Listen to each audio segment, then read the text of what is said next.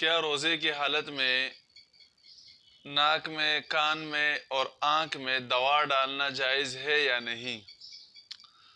تو اس میں کچھ ڈیٹیل ہے، تفصیل ہے۔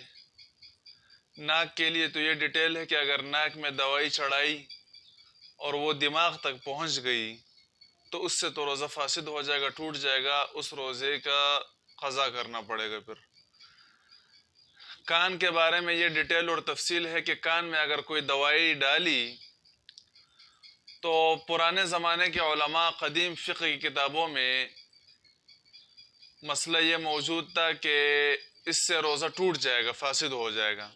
لیکن ابھی جدید تحقیق علماء کے سامنے آئی ہے۔ جامعہ دارالعلوم کراچی اور جامعۃ الرشید مفتی رشید احمد صاحب رحمۃ اللہ علیہ، ان کی تحقیق ہے کہ کان کے ذریعے کوئی کان سے کوئی راستہ یا منفذ دماغ تک موجود نہیں ہے کہ دوائی دماغ تک پہنچ جائے۔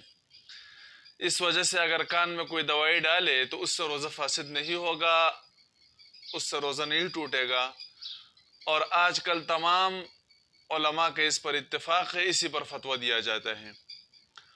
اور آنکھ سے تو کوئی راستہ نہیں ہے دماغ تک یا پیٹ تک، اس وجہ سے آنکھ میں دوا ڈالنا بھی جائز ہے اور آنکھ میں سرما لگانا بھی جائز ہے، اگرچہ اس سرمے کا کلر اور اس کا اثر منہ کے توک میں اور ناک کے ریزش میں، ناک کے رینٹ میں ظاہر ہو جائے، اس سے بھی روزے پر کوئی فرق نہیں پڑے گا، کوئی اثر نہیں پڑے گا، نہ روزہ فاسد ہوگا نہ مکروہ ہوگا۔